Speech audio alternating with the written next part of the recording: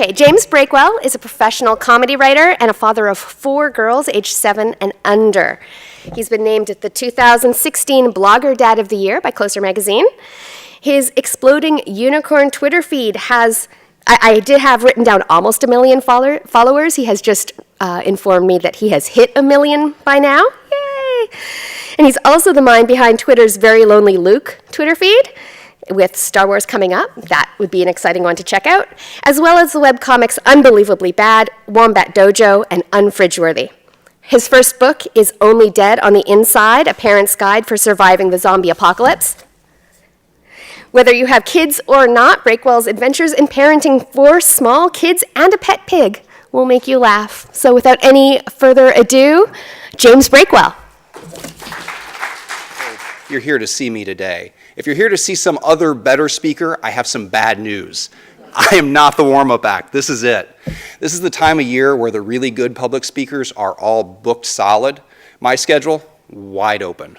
I think you're about to see why. I did get some public speaking tips, though, from my extended family before I came here.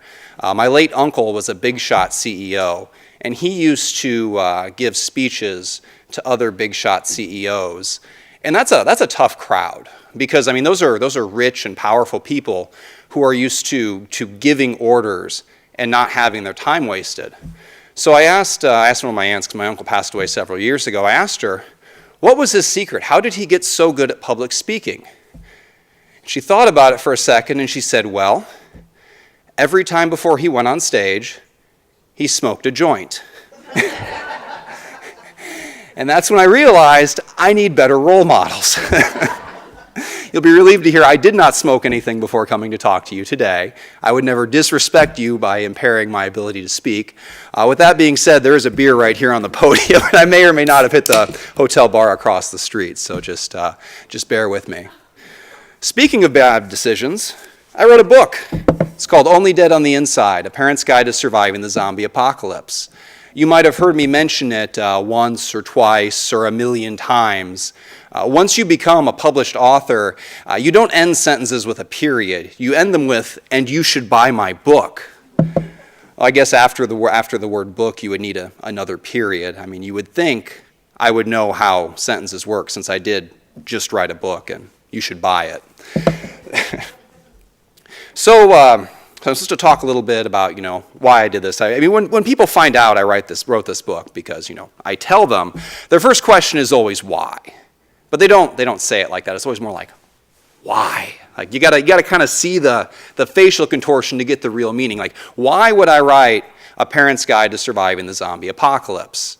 And it really comes down to 3 reasons. It comes down to competition, fear, and freedom. And this isn't a TED Talk, so I'm not going to repeat competition, fear, and freedom to you again, even though I did just repeat them. But I will not say them 3 times. Twice is where I draw the line. So competition, who am I competing with? I'm not competing with other authors. I mean, I'm not, unless I sold more books than those other authors, in which case I absolutely was competing, and I won. But if I didn't sell more books than those other authors, I wasn't competing. I mean, we don't do this for the book sales. We don't do this for the money. We do it for the art. I do it for the money. So who am I competing with? I'm competing with my own kids. I've created a bit of a unique problem for myself. You guys probably don't know this about me, but I have a Twitter account. I know. Hide your shock, please. I'm trying not to let a lot of people find out about it. But on this Twitter, actually, I'm curious. Is there anyone on here who didn't find out about me through Twitter? Is there anybody who just wandered in here by random? You are a trooper, and you're probably going to be very confused by the rest of this speech. But yeah, on this account, I write jokes about my kids, and some of these jokes are real, and some are exaggerated, and some are made up. But most are at least inspired by my kids. I couldn't write these jokes if I didn't have real children as a starting point, or I wouldn't know what kind of jokes I could even write. If I didn't have real kids as a starting point, I mean, I wouldn't write about my kids running away through doggy doors because that sounds ridiculous. And if you're from Child Protective Services, that has never in my life happened. But if you're not from there, it's happened 3 times, and it's just, you would think I would learn. They should put locks on those things. So that's kind of given me the range. So when I started writing these jokes, my fear was that if I had an account like this, where some of it was real, and some of it was exaggerated, and some of it was made up, that people would just assume it was all made up, and it would kind of lose some of its humor value, because people would assume it was all fictional. And I ended up actually having the opposite problem. I have so many people who tell me, they just basically think that every single thing I write is true. They think my kids are kind of these witty, brilliant geniuses, and I'm just the useless stenographer recording their greatness. I can't tell you how many times somebody has told me, well, you're not funny, but your kids are funny, so I want to meet your kids. And first of all, that's a little insulting, and second of all, it sounds like a setup for a kidnapping, so no, I'm not going to let you meet my kids. But it is a problem that I've run into repeatedly. And I kind of had to figure out how to deal with that. Because you wouldn't go up to a stand-up comedian and be like, well, your routine was really funny, but you're not funny. The world is funny, and you were just making observations about an already funny world. I mean, that's kind of how comedy works. The observation is the humor. I mean, we all live in the same funny world. We all have the same funny kids. I mean, not exactly the same kids. I'm not looking to co-parent your children. I have enough of my children already. Please don't give me more. My wife would kill me. But you get the idea. I mean, your kids are witty and funny too, and it's just a kind of a matter of capturing that. And you don't really recognize it as a skill until you encounter somebody who's bad at it. I mean, we all have that friend or coworker or relative who's like, oh my gosh, my kid just did the funniest thing. And then they start talking and talking and talking. And like, every few minutes you let out one of those awkward half laughs hoping that's the end, and it's not. And then finally at the end they stop talking, and if you're not sure if that's your cue to like do your big fake laugh or maybe just like do a barrel roll out the window. And I've kind of learned to avoid that trap. I mean, first of all, I never tell my jokes near open windows. But more importantly, I've kind of learned to capture the essence of the joke, to take that 9 minutes of real life and condense it down to the part that matters, the part you want to hear. Whether that's completely true or whether you have to exaggerate it to get the point across, or whether you have to make some of it up to get the point across. Kind of that's where I come in. And I realize the irony of complaining about somebody who tells a 9-minute joke as I stand up here talking to you for 30 minutes. But you know what? I fill the size of my container. If you give me 140 characters, I'm going to use 140 characters. If you give me 280, I'm going to use 280. And if you give me 30 minutes, I'm going to use 30 minutes, and God help us all. So that's the skill I've kind of been working on all these years. I've kind of carefully honed for thousands of hours the way to capture this story and tell it in a way that's very specific to Twitter. It's a skill that really is entirely useless outside of Twitter. I mean, just think of how my life would be different if I took those thousands of hours and put them into something else like math. But I didn't do that. I put it into writing free jokes for you guys. Do I regret it? Absolutely, but it's too late to change now, so here we are. So that's what I've done. And I was afraid that if my first book, rather than being, only dead on the inside, This Parent's Guide to Surviving the Zombie Apocalypse, I was afraid if it was just a straight tweet book, if I just took my timeline from Twitter but made it better by charging you money for it in printed form, that I would lose out in the long run, that people would buy this book, and then my next book would be something else. Maybe my next book would be a zombie book, or my next book would be a sci-fi book, or whatever, some other type of comedy book. And I was afraid that people would say, well, we're really just in it for your kids. They're the funny ones. We're out. So I will write that tweet book someday. I absolutely will. Not because it needs to be written, but because there's money there and I'm a total sellout. It just can't be the first book. So someday, I mean, ideally 4 or 5 or 6 books down the road, when I'm finally convinced people I can write a joke, you'll see that tweet book on store shelves. Or maybe it'll be, right after this book when no other publishers will talk to me and they stop taking my calls, and I'll get back in touch with them and say, hey guys, remember way back in the beginning, the one and only book you wanted me to write, the one I refused to write? Here it is. Please pay me money. So when you see that tweet book on store shelves, it's either the high point or the low point of my career, and you'll just have to buy it to figure out which one.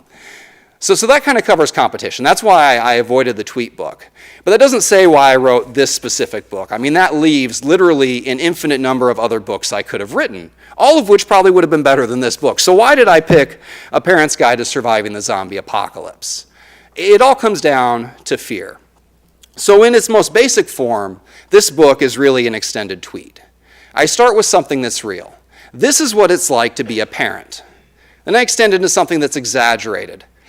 This is what it's like to be a parent in a world with no food or electricity or running water. And then I extend into something that's made up. This is what it's like to be a parent in a world with no food or electricity or running water, in a world where the dead are trying to eat you. Now when I get to that last moment, the made-up part, I went kind of dark there. Like, I could have made up anything else. I could have been like, this is what it's like to raise kids in a world where unicorns are real, or this is what it's like to raise kids in a world where everybody can fly, or maybe this is what it's like to raise kids in a world where the public bathrooms are always clean. And those sound like wonderful worlds. I mean, I spent all day today in an airport terminal. I would love to live in clean bathroom land, but I couldn't go there because I didn't really pertain to parents. I wanted to play to parents' strengths. And what parents are good at is being afraid. Now, if I were a professional speaker, this is the point where I would tell you that fear is bad. You've got to overcome your fear, set aside your fear, conquer your fear, and you have to make a fist when you do it or it doesn't work. But I'm not a professional speaker, okay? I flew here today on a flight that didn't have a carry-on bag, and I may have forgotten to pack a shirt. So let me just tell you, as an amateur, that fear is good. Fear is what keeps you alive. If you walk up to the edge of a cliff and you're afraid, the fear isn't the problem, the fall is the problem. Going splat at the bottom is the problem. Fear is what tells you there's a very realistic worst case scenario that we need to be aware of here, and we need to take some steps against it, specifically some steps backwards. Fear is it's like the check engine light in your car. Like when the check engine light comes on, that little light isn't the problem. The thing it's warning you about is the problem. And you can ignore that fear, you can ignore that check engine light, but then something really bad could happen. And for the record, I always ignore my check engine light. Don't do that. Give in to your check engine light and give in to fear. The only problem with fear is as parents, we're too good at it. We learn to be afraid in a world that's much more different, much more dangerous than the world we're in now. I mean, biologically, we're the same as Homo sapiens who lived, 200,000 years ago. We have the same fear responses, the same chemicals and hormones go through our bodies. But back then, the consequence for being a bad parent wasn't that your kid got into a bad school. The consequence was that your kid got eaten by a giant bear. I mean, this was a really high-stakes environment. And we take that fear and we bring it to the modern world today. And that's why when your kid is a few minutes late getting home from school, you don't think, oh, they suffered a minor delay. You think, oh, they were murdered in a sewer by a clown. Like the parent brain just transitions straight from slight delay to clown murder with no steps in between. And it's because we're still in caveman survival mode. We've got these skills and we've never turned them off. And it's kind of overkill. And that's not to say we don't need them. I mean, we do still need them, and we practice them every day. I mean, when your kid, if you've got a toddler out there, your toddler doesn't deal with giant bears, but your toddler might find a small Lego on the ground. And what does your toddler do with that Lego? Does he think, oh, I could build a tiny Lego house and express myself through architecture? No. He says, I bet I could take this tiny Lego and jam it down my throat. And then you save his life with the Heimlich maneuver because you were always afraid he was going to choke, and you prepared for it. Your fear keeps him alive. And it's not just, the biggest threat isn't just our kids to themselves today, it's the people who are trying to keep our kids safe. I mean, do you know how many items that have been made to keep babies safe that have been recalled for killing babies? It's approximately all of them, 100%. Every crib, every bassinet, every stroller, every single one of them recalled. So you've got to be on guard. I mean, look at car seats. I come from Indiana. In Indiana, you've got to keep your kid in a car seat until they're like 19. It's crazy. And I do it because who wouldn't put their kid in a car seat? A car seat is designed to keep your child safe. But have you ever read the warning label on an infant child car seat? It says, warning, if your child falls asleep in here, they will suffocate. Like, what? Like, you want me to strap my child into a suffocation seat? And as a bonus, let's take that suffocation seat and turn it around backwards, just to add to the challenge level. And I've never, and I know they say you're supposed to keep your kids awake in the car seats the whole time. I've never seen a parent actually do it. Maybe you guys are the good parents out there who do it, but like, what do you do on a 2-hour car trip? Are you going to lean around backwards and poke your kid like every 15 seconds so they scream the whole way? Who would do that? And if you do that, your kid stays safe, but you're going to drive off the road because you've been listening to 2 hours of screaming. So this is the world we're dealing with. We've taken giant bear survival skills and we're applying them to Legos and car seats. Okay, and it's a bit much. So with this book, what I wanted to do is take those survival skills and apply them again to a world where we're not at the top of the food chain, a world where there are big consequences, a world where we are really scraping to get by. And to me, that world was the zombie apocalypse. I wanted to see how parents would do. And the results were pretty encouraging. Parents are going to do great. I mean, assuming you buy my book, you're going to do great. I mean, look at all the great things you're doing with fear right now, even before you become a parent. I mean, what do you do if you have a college term paper? Like, okay, anyone here who's had a college term paper, do you start that paper a month out? Show of hands. Anyone started a month out? You were lying. Nobody starts it a month out.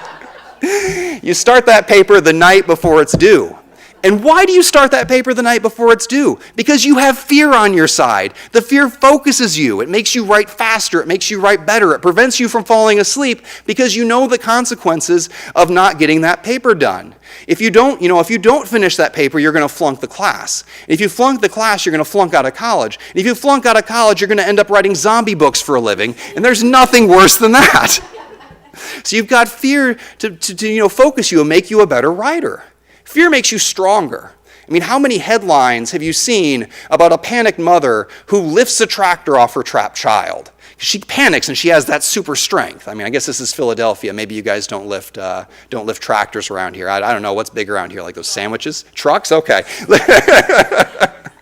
Lift a truck off your baby. But have you ever seen a headline where a perfectly calm mother lifts a tractor or a truck just for the heck of it? No, you can't do that if you're not panicked. Panic makes you stronger.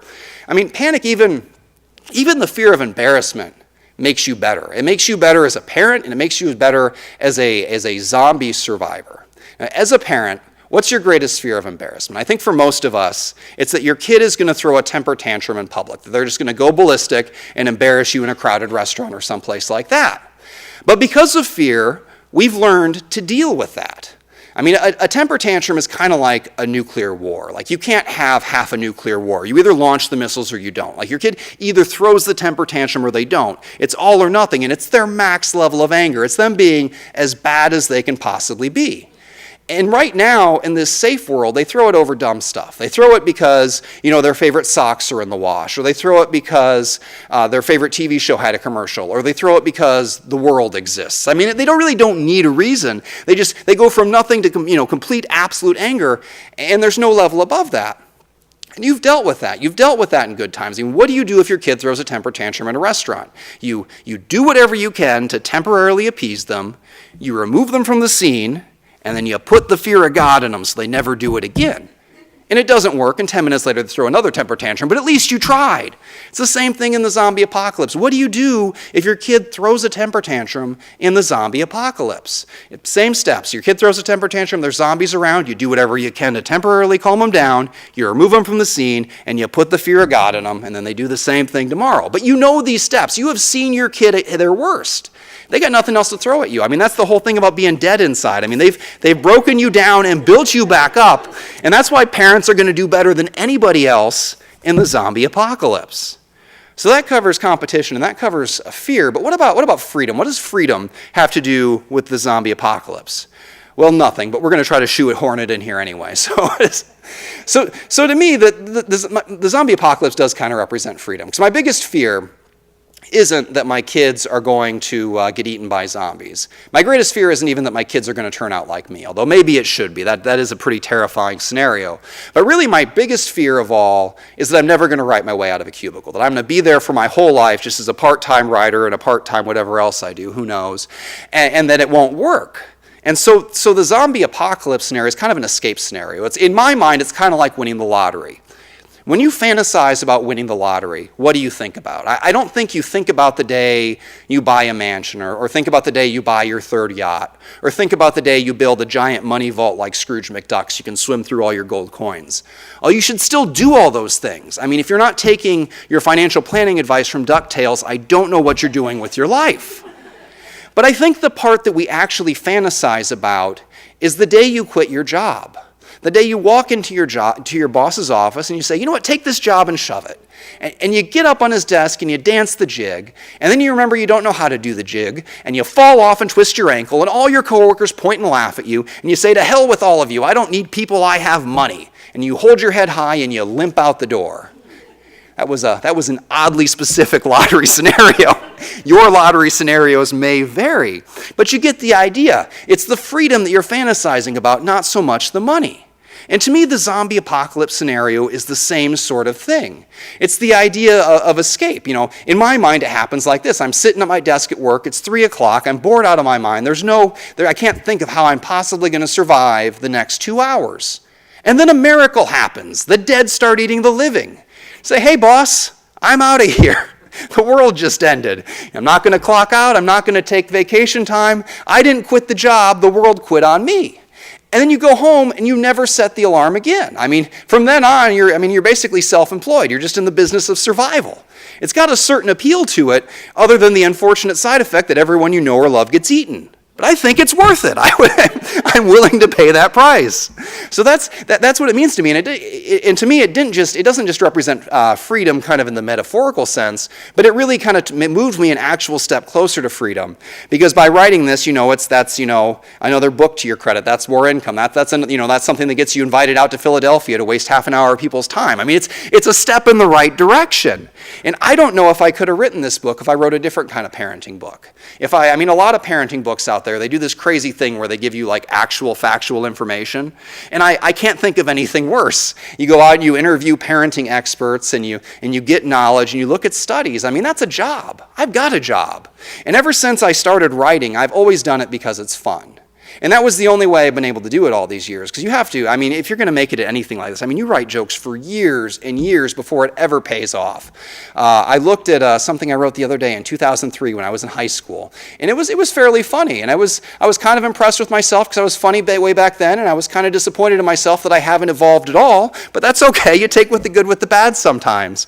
So I needed to write something fun, something out there if I was going to squeeze in this book between a full-time job and between raising kids and between running the Twitter account and doing the webcomics.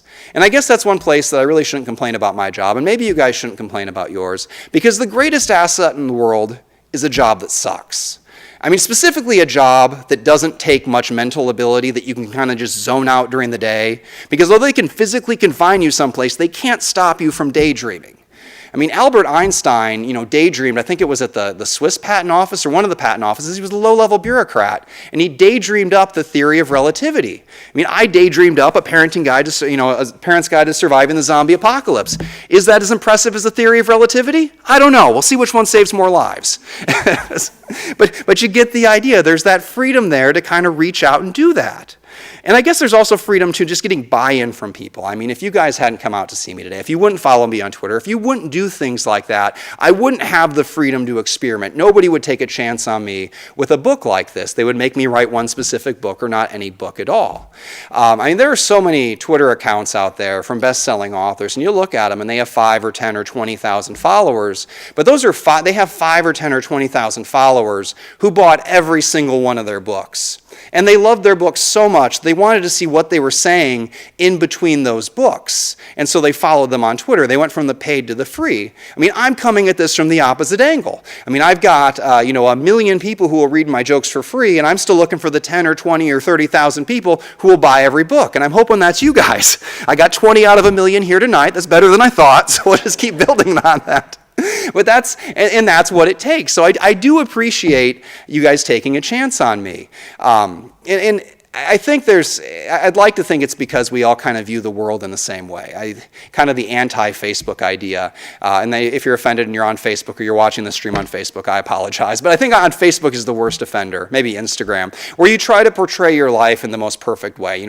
Everything is great, my kids are great, I'm great, there's nothing wrong. And that couldn't be further than from real life. What I've excelled at, I think why my Twitter account went viral, is because we all want the flaws. We all want to see other people who are messed up. Specifically, more people who are more messed up than us, so we feel better by comparison. And maybe that's what I am to you guys. You just find a parent who's a little bit worse than you and just follow them. So every day you can say, okay, I'm not rock bottom yet. And I'm okay to fill that role. Because the things that make us broken are the things that make us great. And maybe I'll never be great. In fact, I will probably never be great. But maybe in my case, the things that make me broken are the things that make me average. And I'm okay with that. That's probably exceeding what my expectations were. And I've gotten there because of you guys. I've gotten there because, despite the competition with my kids, you're willing to take a chance on me. I've gotten there because you embrace the fear of parenting like I do. I've gotten there because you were willing to take a chance on my freedom to write something else other than a Twitter book. And I appreciate that. So really, this book is as much your book as it is mine, but you still have to pay for it. So thank you very much for inviting me here today, and thank you very much for letting me take up half an hour of your time. I really do appreciate it. What's the pig's name? The pig's name is Gilly. We named her after the Game of Thrones character. If we had a boy pig, we would have named him Hodor, which is probably a much better name. But boy pigs get a lot bigger, and they kind of look scary. So we went with a girl pig, and Hodor is not a good name for a girl pig, so we went with Gilly. I hope she did feed the pig. I hope I don't come back and find the pig dead. But the pig is pretty resourceful. She finds food where there is none, so I hope she'll make it. How is it being the only man in your family? Everyone is a girl? I don't notice it all that often. I mean, kids below a certain age are kind of androgynous. I mean, they like Star Wars and zombies and all that. They like princesses too. So there's a mix. And you don't notice it except kind of really weird, unexpected times. Like there was one time we were getting ready for a wedding, and my wife had washed everybody's dresses, and they were hanging up, drying. And I walked in there, and I was the only one in the house who was ready. It took me 2 minutes, and I walk in there, and I see 5 dresses across there, all drying, and it's like, oh my God, I am so outnumbered, and we are never making it to this wedding on time. So it hits you at moments like that. Do you know what your kids are scared of? Like what their biggest fears are? They are afraid of pretty much everything, honestly. They're afraid of the dark. They're afraid of loud noises. It comes up at random times. There is so much crying in my house. Like if my Twitter account were more accurate, every tweet would end and begin with crying and probably have some crying in between. And I edit that out, and that's the only reason they're funny. If I left the crying in there, I would just seem like the worst parent ever, and somebody would come take away my kids. So is that true that you sat at your job and then came up with this idea to write the book? And I that do. you followed through and did it from that? Yeah, I do so many things at my job that I shouldn't. And my coworkers just finally found out. I made it 5 years on Twitter with my face being everywhere before they found out. And they only found out because it was in the Indy Star one day, and one of the older employees who still read newspapers happened to buy it, and he didn't usually buy it. But before then, they had no idea. And when they did find out, we happened to be in between bosses, so nobody in management still knows. So I'm in the clear. But yeah, that's what a lot of my day is, honestly. I sit there and I do my job and I go over and I think, what did my kids do or say today? Let's build some jokes over the things that happen. So during the week, the tweets aren't live, but they're usually based on that first chaotic hour in the morning where I have way more contact with my kids than I ever wanted. It is awful trying to get all 4 of them out the door, and then they kind of become live again at the end of the day when I go home. So yeah, that's not a lie. I really do that. And that's one of the reasons why, as much as I want to get away from the job, I kind of don't want to get away from it either. I mean, as long as I can do both. It's hard to quit someplace with health insurance. Writing zombie books does not have health insurance. So we'll see. So maybe I'll get lucky someday and they'll just fire me and make up the choice for me. But until then, I'm probably just going to keep writing books at my desk. I actually figured out at the end of this book that I could write books on my phone. Before that, I had just written tweets on there, just short things. But I was flying back from LA. I happened to get an ad deal out there, and I couldn't, for the life of me, fit the laptop on my lap on those tiny airplane chairs. And I just did it on my phone, and it was incredible. And this, my next book, which I'm not ready to announce yet because I want to go all in on this book. Please don't wait for the next book. Please buy this one. But the next book, I wrote almost 100% on my phone. And it works because I think slow. And I've heard other authors say this, that they prefer to write their thoughts out because it goes slow enough that they think of the next sentence. With me, swiping on my phone has that slow speed, but with the added advantage that I can actually read it. If I had to write it by hand, I would just give up because I wouldn't have any idea what I had written. I don't remember who I was talking to, but I hope that it was you. I hope I answered your question. I know you keep an alias to weed out the weirdos. Yeah. Have you had any obsessive fans, or I have one, or a reason why?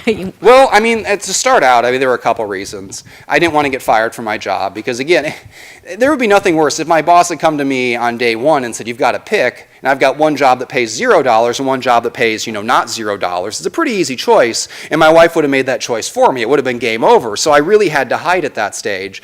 Now that, honestly, I'm kind of halfway in both worlds, I would pick writing these days.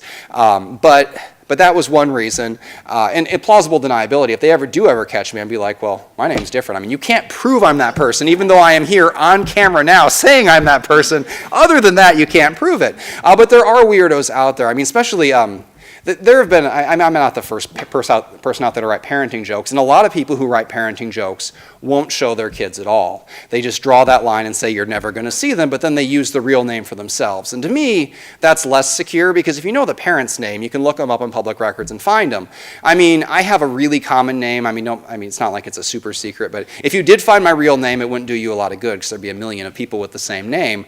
So that kind of protects us. And also, I just found I look real generic. In all those years where people didn't figure it out, my picture was everywhere, I figured out I look like every other white guy. Like, I should commit a murder or something, so they'd never be able to identify me in a lineup. We all look the same. So I had that, and I think my kids are the same too. I can't tell you how many times I've almost accidentally picked up the wrong kid from daycare. From behind, those little brown-haired girls kind of all look the same. You got to kind of really look at them to figure it out. And I never remember what I dressed them in the morning. If they ever go missing, I'm in trouble. They're going to ask me what I dressed them in, and I'll be like, clothes? I don't know. So hopefully that doesn't happen, and hopefully it won't, because we use the aliases. I did finally have one fan that scared me the other day. So I have that Lonely Luke account, and she got in touch with me through there. And one day out of the blue, she messaged me and said, "I need your business partner to stop harassing me." I was like, "I don't have a business partner. I barely have a business. What do you think this is?" And I finally got out of her that she thought my business partner was the real Mark Hamill. That Mark Hamill had created a fake account to harass her at my behest. I was like, holy cow, this is a level of crazy I can't deal with. And so I blocked her, and then later on, she went after the pig breeder. She went and started writing negative reviews on the pig breeder and telling her that I needed to contact her because now I was harassing her. And so you realize that as crazy as it sounds that I meet you guys and lie to you about my name, there are weirdos out there, and it doesn't take a lot of weirdos. It just takes one weirdo. And out of a million people, you're always going to find that one weirdo, and I hope that one weirdo isn't in the room right now. I'm sure you guys are all great, but they are out there, so that's why.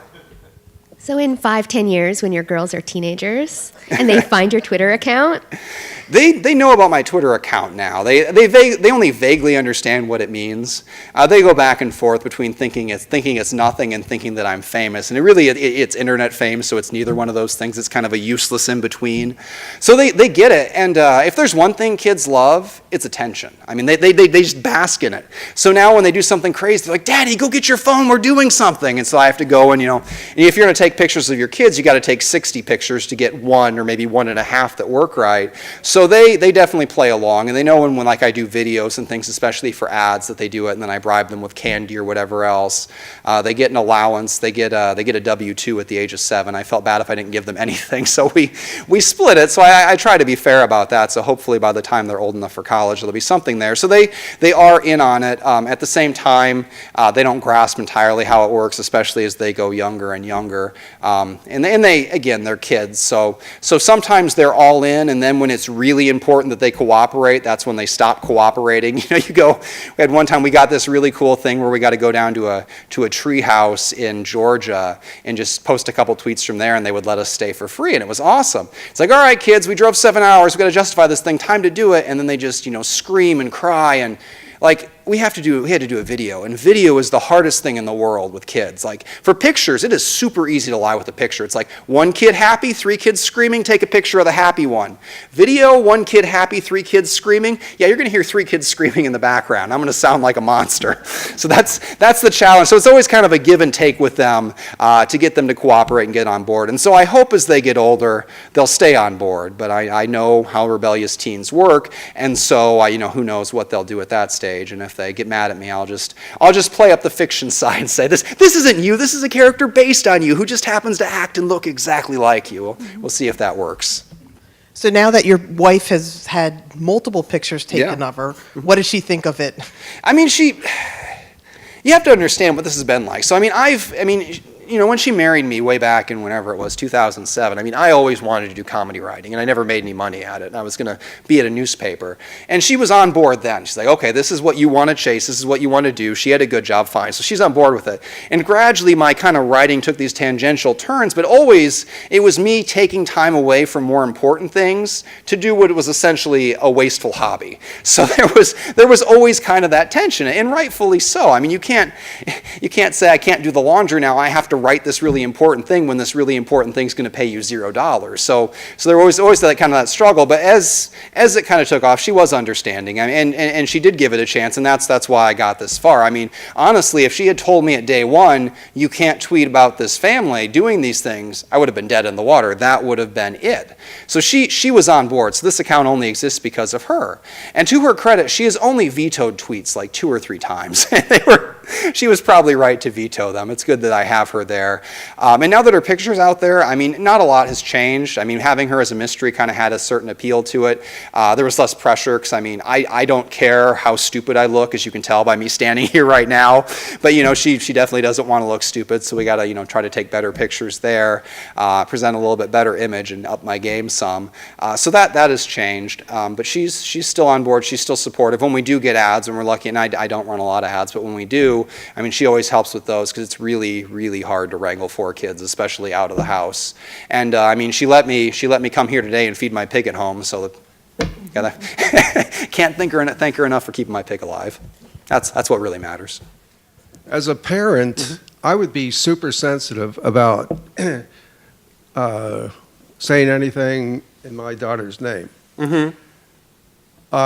And you said you're using observational humor. Are these things that your kids actually do or say that you kind of turn into humor? Are they things that you just make up entirely? And are you fearful about how your kids will react when they understand what you're doing? It's a mix. It really is. It starts out with some nugget of truth. They usually inspire. They do or say something quirky. And occasionally, I mean, sometimes that's a complete joke. There's a nice back and forth that ends with a punchline and fits concisely somewhere, and I'm like, that's awesome, we're done. And my wife collects those too. She'll tell me this is what the kids did or said.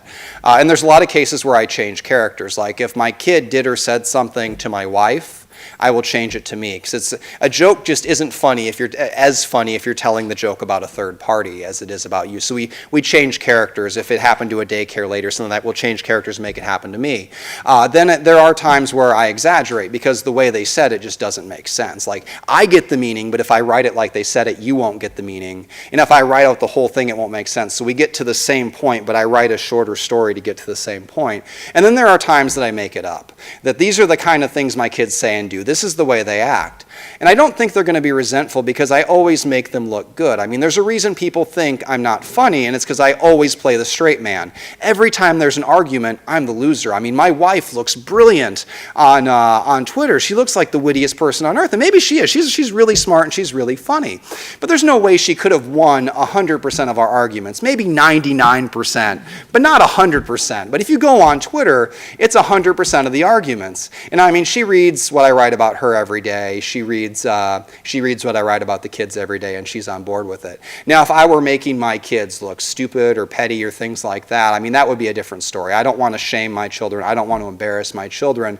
But all the feedback I've gotten from the internet seems to be positive. People they really like the way my kids are portrayed. I think the way I try to make them come off is strong, independent, kind of feminist, just they can do things for themselves. And those are kind of their core values in real life. I mean, that's how they're coming up. And as long as I get that essential truth about how they are across, I'm not too worried about the specifics. And I also don't hide them from them. I mean, my oldest girl can read, and anytime they want to know what I've written, I tell them. And then the oldest one especially understands what a joke is. And I really do hope she'll follow in my footsteps. Maybe not waste as much time on Twitter as I do. But I hope she learns to write these kind of jokes. Because I found it very rewarding, and I hope she will as well. How often are your daughter's definitions of words accurate, or do you make them mostly up? Those are a mix too. Again, nothing's ever totally true or totally false. It's usually in between. And it's usually with those, they say something really weird, but not quite as weird as what comes across. I would say most of those are at least exaggerated. There have been a few, and it's my 3-year-old who does it. Other people have trouble understanding her. I can understand her pretty well. I actually have an Indy Star column coming out in a few weeks about that, about how I can understand what she says. But kids just, they look at the world in a totally different way. And those jokes always do amazing. So I'm always eager when she says something weird. I'm like, what do you think that means? What is that? And sometimes she'll give me something I can use it, and sometimes I just kind of have to exaggerate what she said. But there's usually a kernel of truth to those, yeah. Approximately, I think, if I'm not mistaken, you are in your city. You were in high school during 9/11. Yes. Is this has something to do?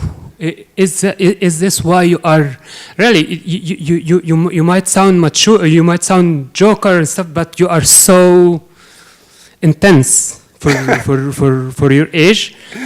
But you are showing it with humor. You know, is this has something to do with 9/11, the high school, the history that you lived? I'm hesitant to claim influences from 9/11. I went to a college that closed. That's a pretty rare and special thing. They collapsed from gross mismanagement over years, about 10 years after I left, and they sent out a fundraising email the other day. And the fundraising email said, we've overcome challenges before, like the fire in 77 and 9/11. It's like, how did you overcome 9/11? You're in the middle of Indiana. So I don't want to come off like them. I mean, that certainly was a wake-up call. It certainly changed how we looked at the world. I don't know if that made me more intense. I kind of aged prematurely. I've always been a bitter old man. I from a very young age, and I don't think. I mean, I maybe am more intense than some, but I think maybe we've gotten kind of this weird idea of extended adolescence, where into your 30s you're kind of supposed to be this ridiculous man child, and maybe I am that man child, maybe not. But I think that in a regular normal world, definitely in the zombie apocalypse, I think I'd be pretty normal for that. In terms of focus, if you mean by intense, how hard I go at Twitter and all these other things, how seriously I take something that shouldn't be taken seriously at all, I think that's probably just more than anything the drive to prove myself. It's I did really well in school all the way through, and then you get out in the real world, and I started a newspaper and thought, well, I'll work my way up slowly here and get a humor column, and I quickly realized it was the worst job of my life, and I couldn't take it, and I quit.